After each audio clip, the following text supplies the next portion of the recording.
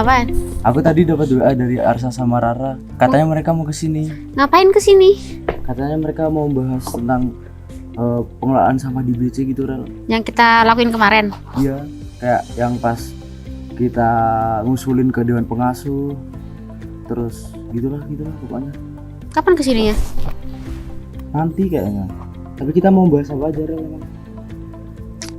Gak tahu ya, paling ya juga cuman yang kemarin kita lakuin, yang kita sebelum kita ngomong ke yayasan sama setelah kita ke yayasan. Kita ngomongin ekopus juga gak? Ngomongin lah. Halo. Perjalanan jauh ya. Arsa. Rara. Aurel. Rara. Aurel. Sini.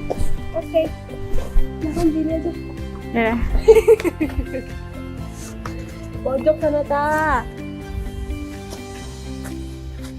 Kalian udah perjalanan jauh ya? Iya, betul banget. Ya lumayan ya ternyata. Siang-siang bikin perut ini gak sih? Ya lapar nih, ngantuk lagi. Mending kita langsung ke kantin kita aja.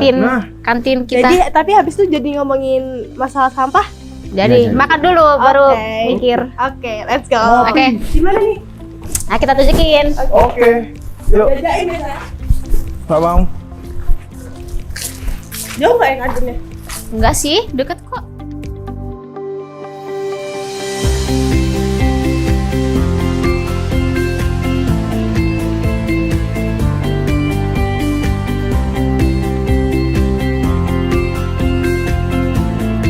Kenapa kan ambil lunchbox? Ya biar kita bisa jajan di sini. Di sini tuh banyak banget kan jajanan ciki-cikinya. Jadi nanti kita waktu kita di kasir tuh jajanannya kita di dalam sini. Nanti sampahnya? Sampahnya nanti kita buang di depan langsung situ, di depan situ. Oh iya. Harus saya banyak banget sampah itu. Kalau permen karet gimana? Kalau permen karet itu nanti itu kan ada bungkus luarnya ya. Iya. Itu bungkus luarnya itu dicopot, habis itu kan dalamnya banyak kan. Itu nanti yang ditaruh di lunch.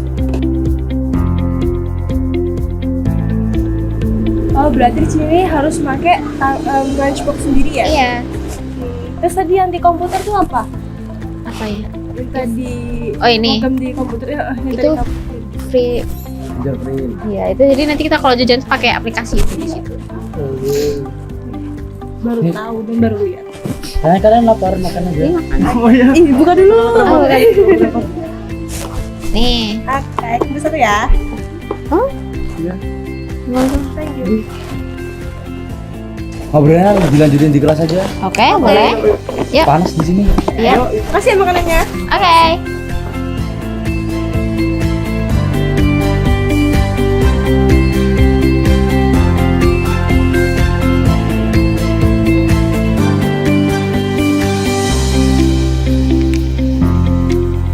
Oke, tadi kan kita habis ngobrol di kantin ya. Kantin Iya. apa namanya? BL kita Oh, bilang. BL. Sip, kalau boleh tahu kepanjangan BL itu apa? Biliar. Bukan. Bukan biliar. Oh, padahal kita gitu. Bumi Lestari. Oke, Bumi BL. Lestari. Oke. Kantin ya berarti. Kantin. Kantin ya. Oke, keren namanya. Aku suka. Oke, aku mau tanya nih, pertanyaan pertama. Kejadian pertama apa yang buat sistem pengelolaan sampah di Bumi Cendekia itu kayak gini? Jadi awalnya itu ya karena kita itu bikin di sekolah kita, Iya itu tuh kayak membimbing sama menyuruh kita buat memilah sampah, tapi karena di sini tuh di TPA-nya itu belum terpilah ya. Itu mungkin mayoritas siswa sini bilangnya itu kayak sia-sia gitu. Tapi ya kesannya tuh kayak dari atas tuh suruh kita pilah sampah, tapi di akhirnya itu kayak campur lagi kan jadinya tuh kayak buat apa gitu. Apa fungsinya ngelola sampah dipisah-pisah organik anorganik gitu ya? Sama Iya. aja gitu kan. Sama aja. Bener sih. Jadi proses awal diskusi sama teman-teman hingga akhirnya sepakat untuk gerak sama-sama itu gimana sih, dan pihak siapa aja sih yang terlibat? Awalnya itu kan tugas ya untuk ke divisi lingkungan hidup OSIS kita. Nah, terus habis itu kita itu membuat riset dengan akar masalah ya tempat sampah yang kurang memadai gitulah. Untuk yang ikut terlibat sih banyak ya dari kita, kayak tim lingkungan hidup terutamanya, terus ada Mas Bleki dari YSI, yang mendampingi. Ya, Kalau teman-teman siswa-siswi itu ikut terlibat nggak? Kalau proses risetnya sih enggak ya. Kayak terlibatnya itu mungkin kita mintai buat wawancara gitu. Oh. Sorry tadi itu ada divisi OSIS lingkungan hidup ya? Iya. Nah, itu tuh udah lama ada. Soalnya aku baru pertama denger nih. Soalnya di Iya. sekolah aku juga nggak Di ada. Boda nggak ada. Di Boda nggak ada. Oke. kebetulan Belum ada. kok divisi lingkungan hidup nih. Udah lama ada. Terus tugasnya tuh apa aja sih di sekolah? Kalau OSIS LH ya, lingkungan hidup, itu tuh angkatan pertama itu ada, angkatan kedua nggak ada, dan ke kita angkatan ketiga itu baru diadain lagi. Jadi awal mulanya itu kan yang pertama, angkatan pertama ada, habis itu yang kedua tuh nggak ada, habis itu diadain sama tim. dulu angkatan kedua itu kan nggak ada. Nah, itu YSI baru datang di situ. Oh, makanya baru aktif Baru lagi. aktif. Ya tapi Belum aktif di situ. tapi dinamainya itu kayak di sebagai project, namanya new normal project. Nah sebagai kayak biar dilanjutin lagi, kan itu kan kayak khusus gitu kan, daripada semua divisi itu melakukan project yang sama itu, jadi dibuatlah di lingkungan hidup gitu, biar lebih spesifik lagi gitu. Oh. Aku mau tanya nih. Tadi kalian sempat ngomongin tentang angkatan pertama. Kalau boleh tahu tuh tahun berapa ya? 2 tahun lalu, ini baru tahun ketiga. Oh. Kau 4. Berarti Empat. kakak ini baru angkatan kah? Angkat empat. Kalau untuk angkatan keempat nih udah aktif lagi atau masih belum? Udah aktif lagi. Udah aktif Dari lagi. yang ketiga tadi saya dijelasin tiga. Oh ya, Maaf, ngantuk. OSIS di sini itu bukan spesifik ke ini ya, kelas 11 doang, jadi kelas 10 bisa gitu. Oh. 11. Berarti 10, 11, 11 ya. 12 juga? Enggak. Enggak. Enggak aktif. Jadi ini OSISnya masih angkatan ketiga. Walah ya, bam. Nah, kalau boleh tahu, tadi kan katanya di angkatan kedua tuh sempat Nggak ada. nggak ada. Itu kenapa ya kalau boleh tahu? Gara-gara ini sih, Tugas. apa sih, proker-proker di LH angkatan Iya. pertama tuh kayak nggak jalan, Nggak jalan. gitu. Jadi ya buat apa gitu. Iya, iya. Wah. Kebanyakan proker tapi nggak ada outputnya. Iya, Nah, itu masalah OSIS. Nah, benar. di angkatan kedua tuh kan sempat nggak ada kan? Iya. Gimana sih tim BSI bisa tahu kalau misalnya kalian tuh ada divisi LH atau lingkungan hidup? Tapi padahal kan sebelumnya sempat berhenti ya? Iya. Jadi waktu angkatan kedua OSIS itu kayak mereka tuh kayak udah risau gitu loh tentang sampah-sampah. Habis itu muncullah new normal project, kayak ingin mengubah siswa-siswa sini tuh lebih care soal sampah gitu, agar bisa memfasilitasi anak-anaknya lagi dan butuh bimbingan, makanya mereka meminta YSI untuk masuk gitu. Oke, aku ada pertanyaan lagi nih. Oke, boleh. Riset apa yang kamu lakuin dan dapat dari mana data-datanya itu, serta tantangan paling besar kalian tuh apa? Riset kita itu keluar masuknya sampah di BC ini kayak Oh. ya. Dari riset kita itu 80% dari BL-nya kan. Berarti kita ngambil data dari BL.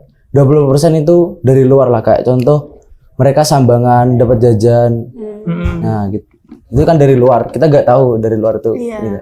Kita ngambil data dari BL-nya. Nah, di BL itu kita ngambil datanya ya langsung tanya ke kasirnya sehari ini apa aja yang keluar dan berapa. Terus nanti per minggu juga ditanyain lagi. Betul. Untuk tantangannya kan kita ngambil data ya, berarti gak ada tantangannya sih untuk ya, nggak ada Berarti tantangan. gampang aja ya? Relax gitu risetnya. Ya, bisa. Gimana cara kalian ngambil datanya itu? Kalau ngambil datanya tuh, jadi di kantin kita itu kan pakai fingerprint ya. Habis itu ada aplikasi sendiri tuh buat ngolah-ngolah ininya. Jadi ya pasti ada datanya lah per hari itu berapa gitu. Jadi nanti kita tinggal minta kasirnya aja, kirimin dong file yang hari ini keluarnya berapa gitu. Udah lama berlaku fingerprint itu? Oh, baru denger juga, di kanan juga nggak ada nih. Berapa tahun lalu ya? Udah 4 atau 3 tahun lalu gitu. Oh, dari SMP berarti udah lama. Iya, dari SMP. Habis itu kan udah dapet data-datanya nih. Kakak juga sering meriksa dong data-datanya. Iya. Data terbesar seingat kakak yang pernah dikeluarkan di kantin di BL itu kapan sih?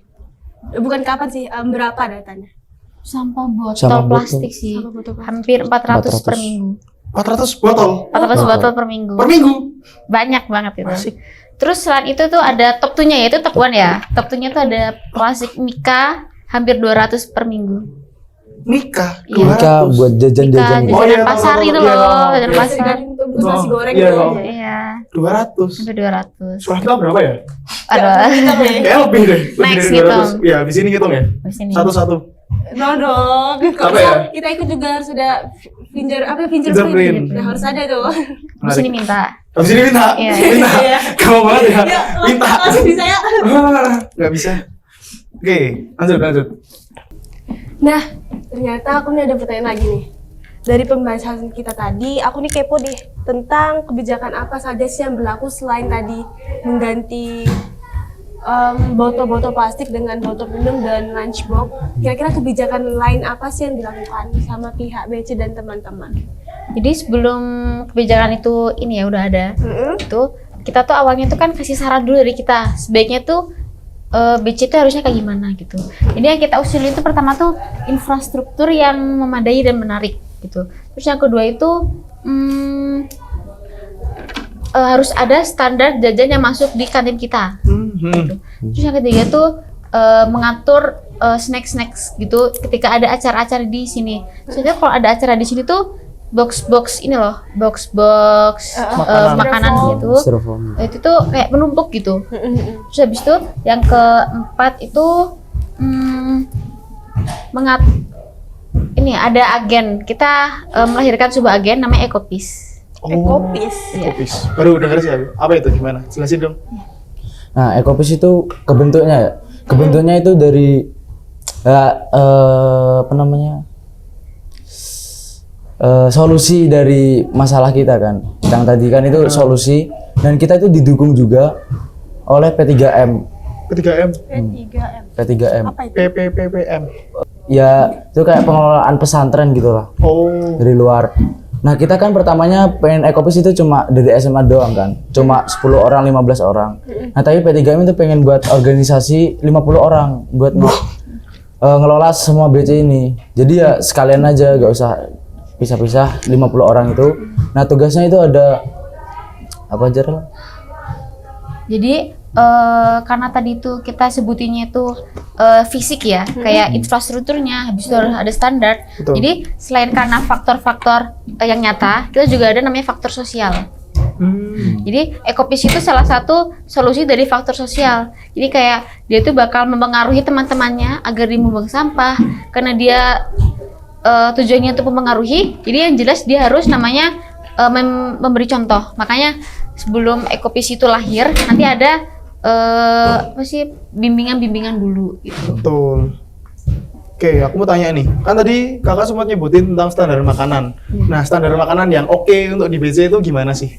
Standar makanan tuh bukan ini ya jenis makanannya misalkan roti atau apa gitu. Tapi bungkusnya sih. Oh. Karena selama ini kita dapat pemasukan jajan dari luar juga yang bungkusnya tuh Kayak Mika. Terus kalau minuman itu ya minuman plastik lah gitu. Botol-botol yang Cup. sekali pakai gitu. Iya. Cup sekali pakai. jadi standar BL-nya itu diubah jadi yang awalnya Mika itu diubah jadi kayak kertas gitu. Oh. Kan masih bisa diolah gitu. Bener. Iya sih. Nah, berarti dari kesimpulan yang kakak bilang tadi, Ekopis itu bukan produk nyata ya, kayak ekoenzim itu kan sebuah produk ya kan, eco friendly yang segala macam produk-produk, tapi melainkan sini kayak kebijakan ya Ekopis itu. Ekopis itu kayak pasukan atau kayak agen gitu lah. Oh.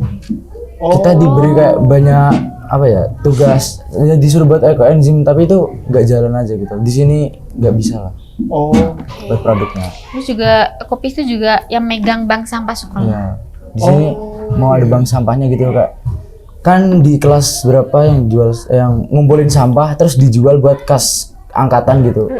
Iya sampai Ya itu nanti rencananya mau dijual ke kita aja gitu, nggak dijual keluar dari BC. Oh. Dijualnya ke kita, nanti baru kita yang ngurus yang ke pihak Luar. ketiga. Ya.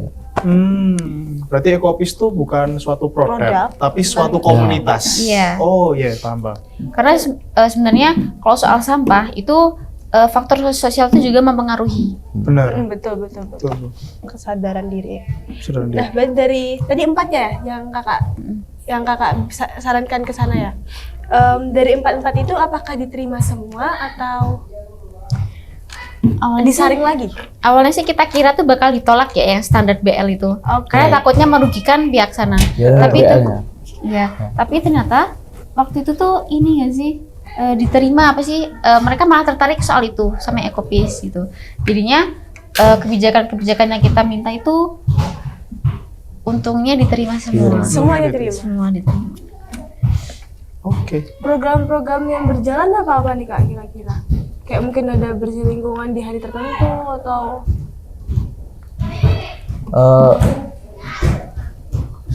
Bersih-bersih ada sih wajib setelah kan kita ngusulin tadi kan.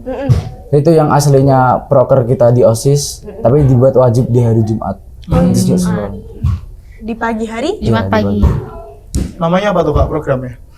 Program apa ya? Bersih-bersih aja. Jumat bersih. Jumat bersih. Soalnya Jumat kan ada bersih. Ecopis ya kayak Iya, ada benar. hal menarik lainnya kan. Iya. Selain Jumat berkat, Jumat bersih juga. Ada. Berkah, masuk. Sa. Oh iya, Jumat berkah. Salah. Berkah lu. Salah. Kalau boleh tahu nih, apa sih yang kalian lakukan biar argumen yang kalian sampaikan itu diterima? Soalnya kan kita juga butuh tips and trick biar argumen atau pendapat kita tuh bisa diterima dengan mudah.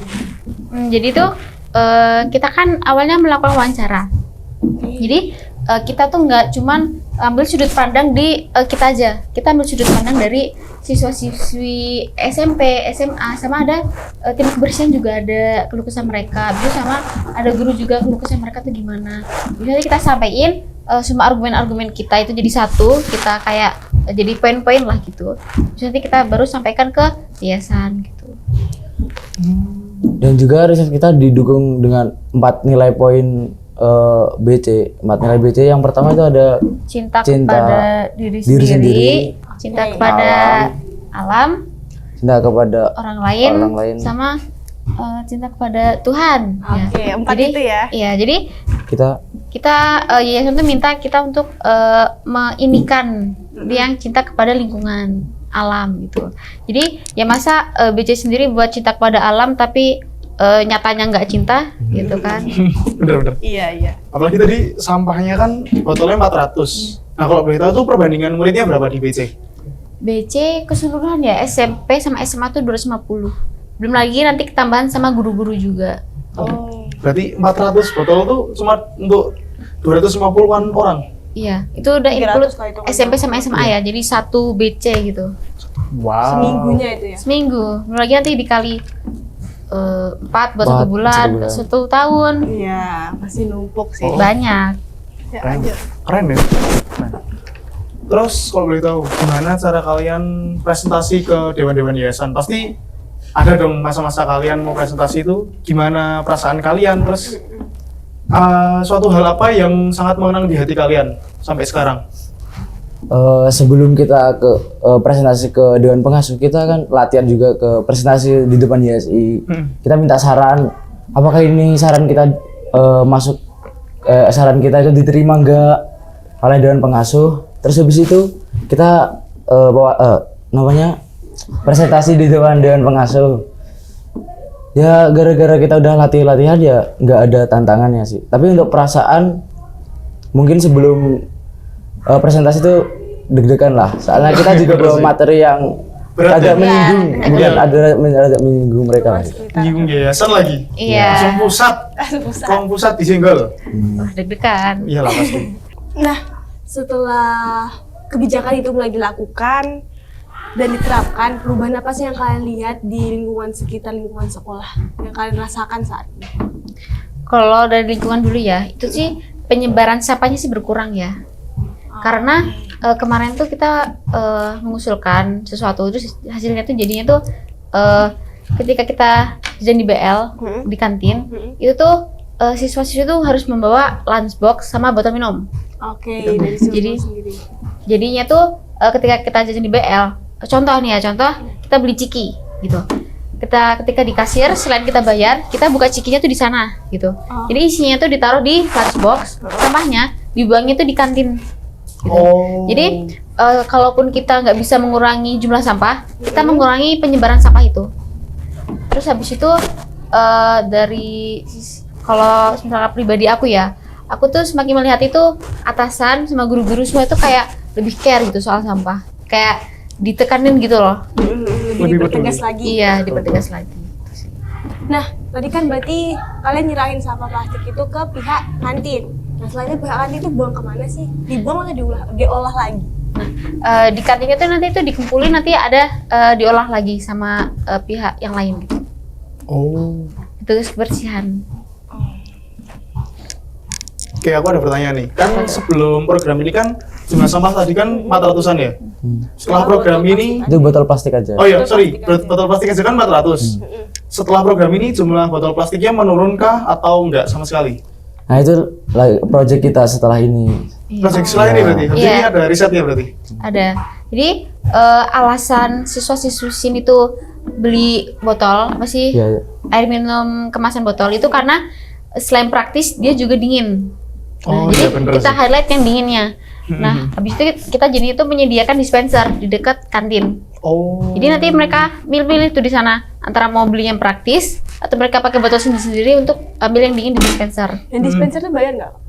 Enggak sih, gratis. Itu Nah,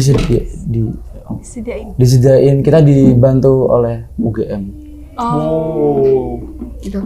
Jadi ini masih proses kita untuk meneliti. Nanti mungkin tahun depan, minggu depan atau enggak bulan depan nanti kita baru memproses lagi kira-kira berapa sih jumlahnya setelah dibandingin sama ada dispenser di kantinnya langsung gitu.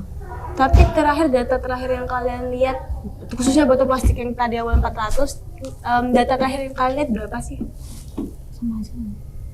Iya, itu 400 data 400 terakhir. udah. Iya, 400. 400 tuh berarti tahun lalu ya? Tahun lalu berarti? Tahun Itu kita lalu. ambil rata-rata sih, Oh, rata-rata. Oke. rata-rata per minggu. Dari semua kejadian dan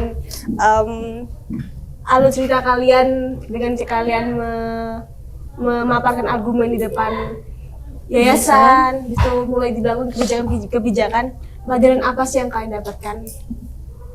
Mungkin kalau aku, karena aku dari dulu udah peduli dengan lingkungan Asik. ya. Gua suka sama lu, Mas.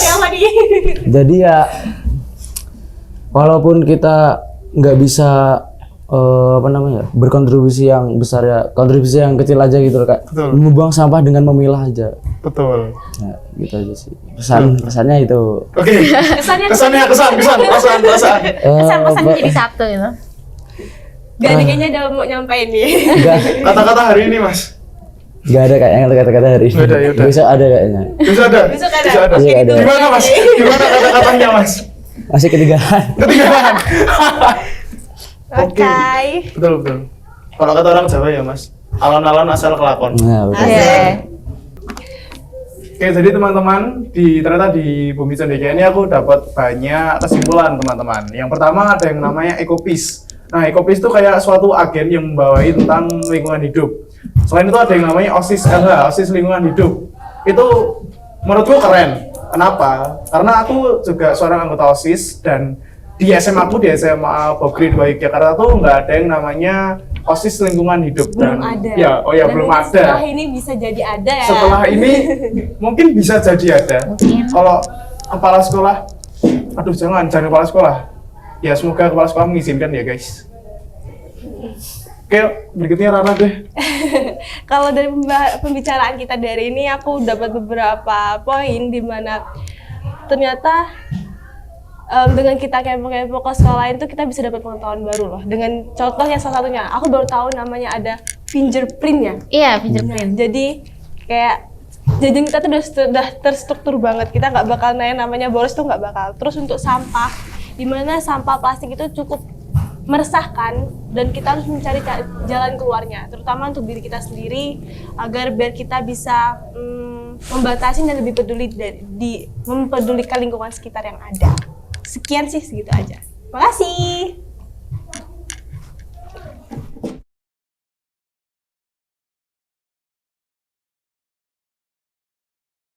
Ya, pertama-tama kami sebenarnya juga ini ya, cukup bersemangat gitu kan bahwa inisiatif yang dilakukan oleh anak-anak itu ini barangkali menjadi barang baru pendekatan pengelolaan sampah atau penyelesaian masalah sampah di tempat kami di Bumi Cendekia gitu. Bertahun-tahun kami melakukannya top down gitu. Jadi apa-apa semua kami instruksikan apa namanya, melalui mekanisme kebijakan yayasan dan macam-macam. Ya sebenarnya itu juga nggak cukup efektif. Itu lantas di tengah kecarut-marutan kami dalam menangani persoalan sampah itu, anak-anak datang nih, tidak hanya datang dengan gugatan, tapi juga datang menggunakan satu argumentasi yang sangat kuat, yaitu riset gitu. Nah, saya berkali-kali lihat begitu ya, anak-anak gitu berkala gitu bertemu dengan kawan-kawan di SHIP Indonesia begitu. Dan pertemuan itu bukan cuma pertemuan yang apa ya, ngobrolin hal-hal yang normatif gitu ya, tapi saya pikir itu obrolan yang apa namanya, menuntut mereka untuk take action, minimal itu dalam memahami persoalan di sekitarnya. Nah, dari persoalan itulah kemudian mereka kemudian menyusun satu data yang kuat, yang kemudian dengan apa ya, keberaniannya asa anak-anak ya gitu kan, itu mereka menghadap kami di yayasan gitu. Tentu kami senang sekali gitu ketika anak-anak menghadap kami, bukan untuk cuma apa namanya berkeluh kesah, tapi juga mereka ingin bergerak bersama. Nah ini, jadi karena selama ini kami ngerasa pendekatannya top down, dan sekarang anak-anak malah yang kemudian apa namanya punya inisiatif gitu. Tentu juga dengan dukungan oleh teman-teman di SHIP gitu. Nah mereka presentasi gitu kan, mereka menjelaskan apa yang terjadi, bagaimana ini kemudian bersumber apa namanya, sampah-sampahnya bersumber dari mana gitu, mereka pahami hulu hilirnya. Kemudian mereka mengajukan beberapa rekomendasi. Mereka tanda kutip menggugat kami untuk mengeluarkan kebijakan-kebijakan begitu.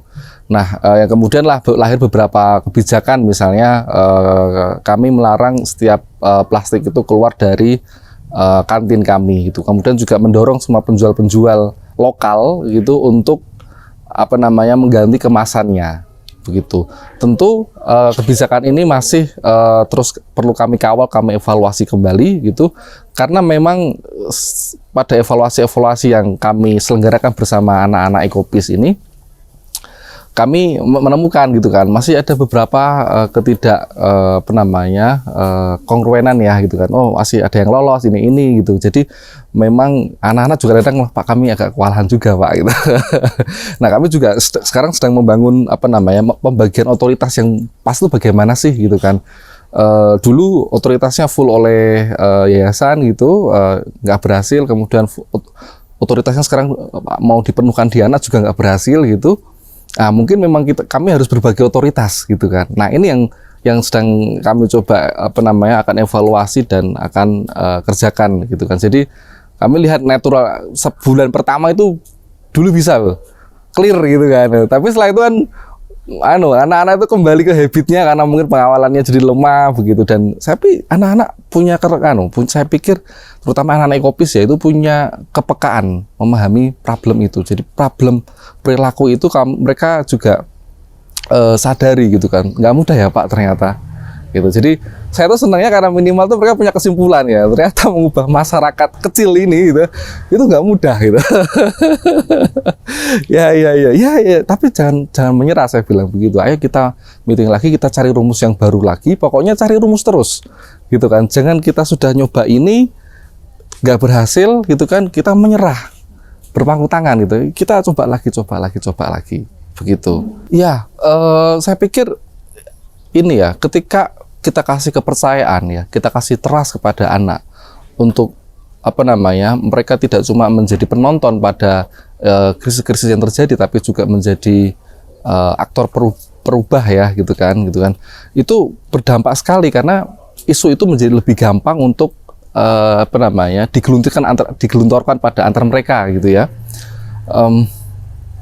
Semisal contoh begini, kemarin misalnya kami ada acara besar gitu, anak-anak sudah mikirin gimana caranya agar apa namanya penggunaan sampah-sampah ini bisa sangat berkurang di acara-acara besar gitu kan.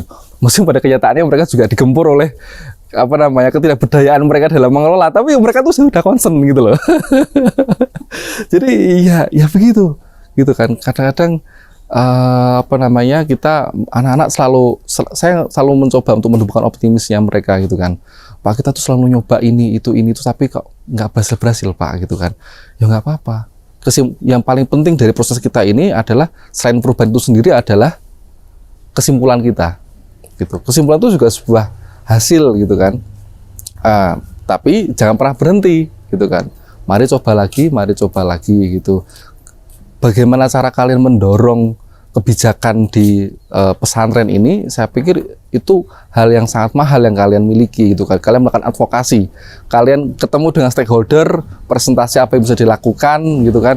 Kemudian juga kalian nggak cuma ke stakeholder, tapi juga meminta pada banyak orang yang bisa bantuan untuk membantu kalian gitu. Jadi kalian ngerasa bahwa ini nggak bisa kalian kerjakan sendiri, harus bareng-bareng dengan siapapun. Nah, itu satu kesimpulan yang bagus gitu kan.